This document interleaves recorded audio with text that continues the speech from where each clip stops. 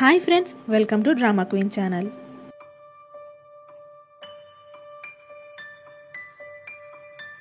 ఇప్పుడు సీన్లో యోమ్ ఇల్దుని పిలిపించి నాకు అవన్నీ సంబంధం లేదు, దేశన్ ఎనర్జీని అమ్మేసి నాకు డబ్బులు తెచ్చి అని అంటాడు.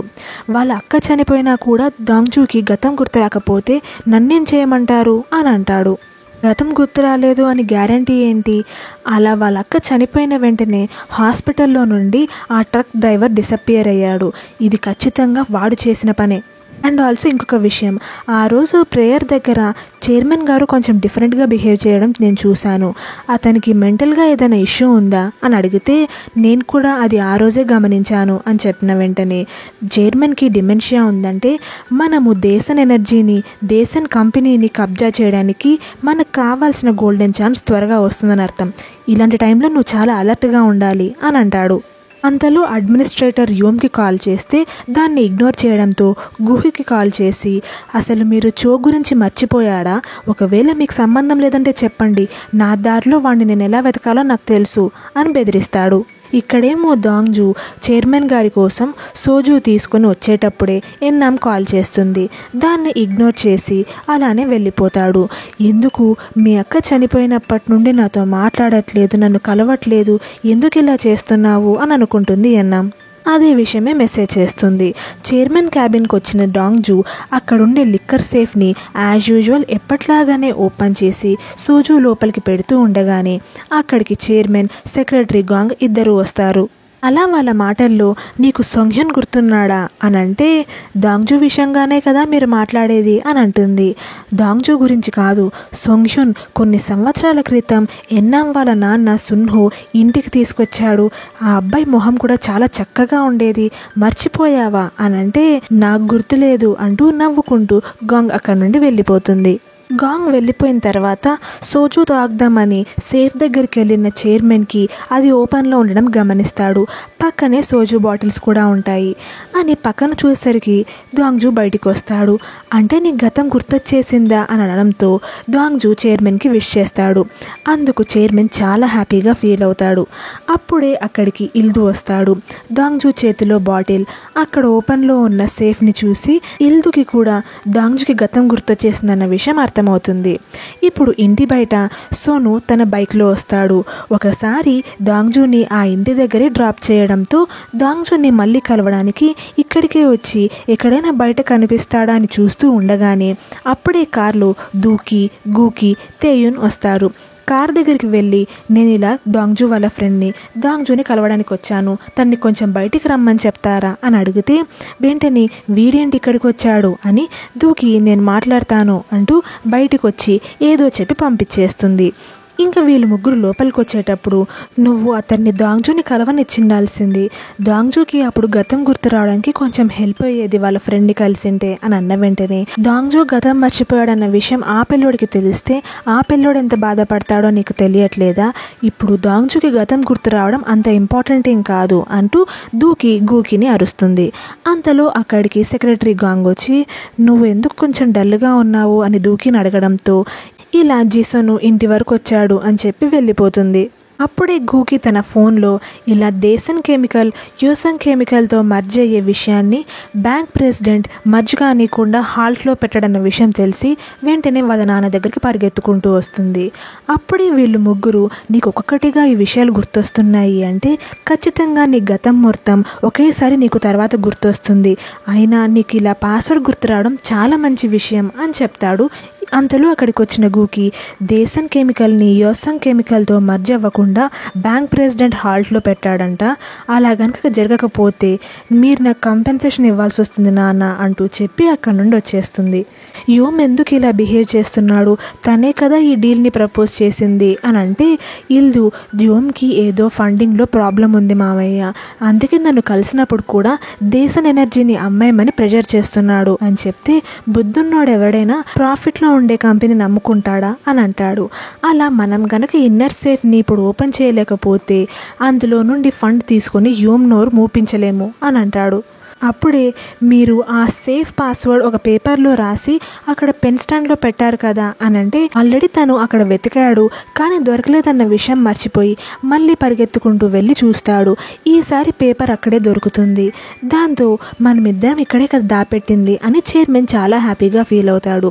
యాక్చువల్గా ఏం జరిగింది అనేది మనకి ఇప్పుడు చూపిస్తారు. గూకి ఆ పేపర్ తీసుకుని వెళ్ళిపోతుంది కదా. దాంగ్జూ ఒకసారి అటువైపుగా వెళ్తున్నప్పుడు ఎందుకో చైర్మన్ వాళ్ళ క్యాబిన్లోకి వెళ్ళి ఆ పాస్వర్డ్ పేపర్ని వెతుకుతాడు. చూస్తే అక్కడ పాస్వర్డ్ పేపర్ లేకపోవడంతో మళ్ళీ ఇంకొక పేపర్ తీసుకొని అక్కడ పాస్వర్డ్ రాసి అందులో పెట్టేస్తాడు. ఇప్పుడు దాంగ్జూ రాసిన పేపరే చైర్మన్కి దొరికింది. అలా చైర్మన్ పటు ఈ పాస్వర్డ్ చూడు అంటూ ఆ పేపర్ని దాంగ్జూకి ఇస్తాడు. ఇలా ఒక్కొక్కటిగానే మీ గురించి నా బుర్రలో ఉన్న తప్పుడు జ్ఞాపకాలని కూడా నేను సరి చేసుకుంటాను అని దాంగ్జూ ఇల్దూని చూసంటే ఏంటివవి అని అడుగుతాడు. ఇలా నేను దాంగ్జూని షూట్ చేసినట్లు తనకి ఫాల్స్ మెమరీస్ వచ్చాయి అని చెప్తాడు ఇల్దూ. వెంటనే నవ్వి చైర్మన్ అక్కడ నుండి వచ్చేస్తాడు. అలా ఇప్పుడు వీళ్ళు ముగ్గురు ఆ ఇన్నర్ సేఫ్ దగ్గరికి వెళ్తారు. దాంగ్జూకి పేపర్ ఇచ్చి వెళ్ళి అమౌంట్ గోల్డ్ బార్స్ తీసుకురాపో అని అంటే ఆ పేపర్ వెనక్కి ఇచ్చేసి మీరిందాక ఇచ్చినప్పుడే నేను పాస్వర్డ్ని గుర్తుపెట్టేసుకున్నాను అని చెప్తే అవును దాంగ్జూ తన గతం మర్చిపోయాడు కానీ తన క్యాపబిలిటీని కాదు అని నవ్వుతాడు చైర్మన్. అలా లోపలికి వెళ్ళిన దాంగ్జూ అక్కడున్న డాలర్స్ని గోల్డ్ బార్స్ని తీసుకుంటాడు. అలా ఇప్పుడు అవన్నీ తీసుకొచ్చి యువంకి ఇస్తాడు. మీరు మళ్ళీ యోసంగ్ కెమికల్ దేశన్ కెమికల్తో మర్జింగ్ విషయంగా ఆలోచించాలి అని చైర్మన్ గారు ఇవి మీకు పంపించారు అని చెప్తే అవును నాకు అంతకంటే ముందు నీకు గతం గుర్తుకొస్తుందని తెలిస్తే చాలా హ్యాపీగా అనిపిస్తుంది అని చెప్తే మా అక్క నా కళ్ళ ముందు చనిపోయిన తర్వాత నా బ్రెయిన్ నా గతం గుర్తు తెచ్చుకోవడానికి చాలా ప్రయత్నిస్తుంది అని చెప్తే అదే చాలా కష్టపడి అయినా కానీ నువ్వు నీ గతం గుర్తు తెచ్చుకో, ఎందుకంటే నీ గతం గుర్తు రాకపోతే మీ అక్క నీకు ఎంత క్లోజో తన మీద నీకు ఎంత ప్రేమ ఉందో నీకు తెలియదు, అప్పుడు నువ్వు తన కోసం మనస్ఫూర్తిగా ఏడవలేవు కూడా అని అంటాడు యోమ్. ఇంకా ఈ కంపెనీ విషయంగా నేను ఆలోచించి అన్నీ సార్ట్ చేసుకొని అప్పుడు మీకు చెప్తాను. అంతకంటే ముందు నీ మెమొరీ నీకు వెనక్కి రావడం నాకు చాలా ఇంపార్టెంట్. నేను దానికోసం ఎంత ఆశగా ఎదురు చూస్తున్నానో నీకు తెలియట్లేదు అని అంటాడు. అంతలో అక్కడికి వచ్చిన గుహు మొత్తం అమౌంట్ కరెక్ట్గా పంపించారు అని చెప్పాక దాంగ్జూ అక్కడ నుండి బయలుదేరతాడు. అప్పుడే దాంగ్జూ కూర్చున్న సీట్లో చో చేతికుండే ఆ ఉంగరం కనిపిస్తుంది. అది తీసుకొని యోమ్కి చూపించిన వెంటనే అంటే వాడికి గతం గుర్తుంది కావాలని నటిస్తున్నాడు, నా గన్ తీసుకురా అని గుహుకి చెప్పడంతో యోమ్ పరిగెత్తుకుంటూ దాంగ్జూ వెంటే వెళ్తాడు. గుహు ఆ గన్ తీసుకొని వస్తాడు. దాంగ్జూ ఆగు ముందు ఇక్కడికి రా అంటూ అరుస్తాడు. దొంగల నా అకౌంట్ పాస్వర్డ్ దొంగతనం చేసి ఆ డబ్బు మొత్తం కొట్టేసిందే కాక మళ్ళీ ఇప్పుడు ఏం గుర్తులేనట్లు నటిస్తున్నావా, నువ్వే చోని కూడా చంపేసి ఈ నాటకం అంతా ఆడుతున్నావు అంటూ తిడుతుంటే అలా అందుకు ప్రూఫ్గా వాళ్ళు చూపించిన ఉంగరం గుహు దగ్గర ఉండే గన్ని గమనించి వెంటనే గుహుని కొట్టి ఆ గన్ని తీసుకొని యోమ్ తల మీద పెట్టి అసలు ఏం మాట్లాడుతున్నావురా ముసలినక్క అని తిడతాడు. యోమ్ ఫుల్గా భయపడి నువ్వు నా డబ్బులు తీసుకున్నావు అని చెప్తున్నాను అని అన్న వెంటనే ఆ గన్ తీసేసి మళ్ళీ తన వైపుగా పాయింట్ చేసుకొని ఎందుకు షాక్ అవుతున్నావు, నన్ను చంపడానికి కదా ఈ గన్ తీసుకొచ్చింది, నిజం చెప్పాలంటే నా గతం మర్చిపోయి ఈ ప్రపంచంలో నేను ఒంటరి వాడిని అయిపోయాను, నాకంటూ నా మనుషులు ఎవరూ లేరు, నా గతం గుర్తు తెచ్చుకోవడానికి ప్రయత్నించి అలసిపోయాను, ఇప్పుడు చనిపోతే ప్రశాంతంగా ఉంటుంది అని అన్న వెంటనే వద్దు నువ్వు చనిపోవద్దు అంత పని మాత్రం చేయొద్దు అని యోమ్ అడుక్కుంటాడు. నిజంగా నేను అమౌంట్ తీసుకోలేదా అని అంటే లేదు నువ్వు తీసుకోలేదు, అదేదో మిస్అండర్స్టాండింగ్ జరిగింది, నన్ను నమ్ము, గన్ నా కళ్ళ ముందు పెట్టుకొని కూడా ఎవరైనా అబద్ధాలు చెప్తారా, కావాలంటే కాళ్ళ మీద పడి అడుక్కుంటాను అని అంటే అప్పుడు దాంగ్జూ ఆ గన్ తీసి యోమ్కి ఇచ్చేసి అక్కడి నుండి వచ్చేస్తాడు. దాంతో యోమ్కి తను చంపాలనుకున్న దాంగ్జూని చంపలేరన్న విషయం ప్రూవ్ చేసి వెళ్ళిపోతాడు దాంగ్జూ. ఇంకా దాంగ్జూ తన ఇంటికి వెళ్ళి వాళ్ళ అక్క ఇచ్చిన బాటిల్నే చూస్తూ వాళ్ళ అక్క చెప్పిన మాటలు గుర్తు చేసుకుంటూ చాలా దారుణంగా ఏడుస్తాడు.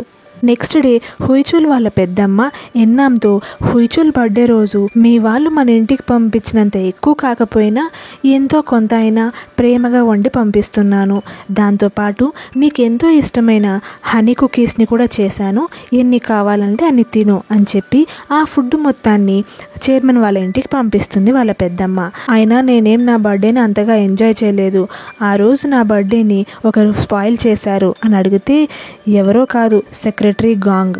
నాకెందుకో అప్పుడప్పుడు ఆ ఇంట్లో చైర్మన్ కంటే కూడా ఆమె పవర్ఫుల్ ఏమో అని అనిపిస్తుంది అని అంటాడు హుయిచుల్.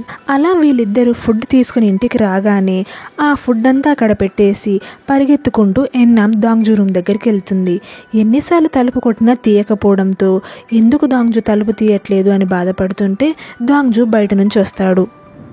ఎన్నాం, నువ్వు నన్ను ఎందుకు ఇగ్నోర్ చేస్తున్నావు, నాతో మాట్లాడట్లేదు, కలవట్లేదు, ఎందుకు ఇలా చేస్తున్నావు అని బాధపడుతుంటే వెంటనే తన షర్టు విప్పి తనకు తగిలిన బుల్లెట్ గాయాల్ని చూయించి, నువ్వు మనం ట్రిప్కి వెళ్దామని అన్న రోజు నువ్వు రాకపోవడంతో నాకు ఇలా గాయాలు జరిగాయి, దాంతో నా గతం మర్చిపోయాను, మనమిద్దరం కలిసి మా అక్కను కలుద్దామని వెళ్ళినప్పుడు మా అక్క చనిపోయింది, నీ వల్ల కాకపోయినా అందుకు నువ్వు రెస్పాన్సిబుల్గా ఫీల్ అవుతున్నాను అని చెప్పావు, నాకు తెలుసు, అందుకు నువ్వు సారీ కూడా చెప్పాలనుకుంటున్నావు, కానీ నాకు వినాలని లేదు, ఎందుకంటే నీ మాటలు విని నేను ఇట్స్ ఓకేలే అని చెప్పలేను, కాబట్టి నేనెంత నరకం అనుభవిస్తున్నానో నాకు మాత్రమే తెలుసు, నీకు అది చెప్పినా అర్థం కాదు, మనమిద్దరం కలవడం వల్ల ఏ మంచి జరుగుతున్నట్లు నాకు అస్సలు అనిపించట్లేదు, నీకు ఆల్రెడీ పెళ్ళి కూడా అయిపోయింది, కాబట్టి నీ జీవితం నువ్వు జీవించుకో అని చెప్పి అక్కడ నుండి వచ్చేస్తుంటే ఎన్నాం వెళ్ళి వెనకాల నుండి దాంగ్జూని హగ్ చేసుకుని ఏడ్చేస్తుంది.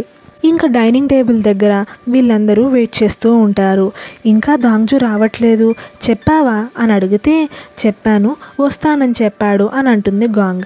వాళ్ళ అక్క చనిపోయినప్పటి నుండి దాంగ్జూ వీళ్ళందరితో కలిసి భోంచేయట్లేదు, కాబట్టి ఈరోజు ఇంత మంచి మీల్ తీసుకొచ్చినందుకు తనని కిందికి రమ్మని అందరితో కలిసి తినమని చెప్తాను, మంచి పని చేశావు అంటూ చైర్మన్ హుయిచుల్ని మెచ్చుకుంటాడు.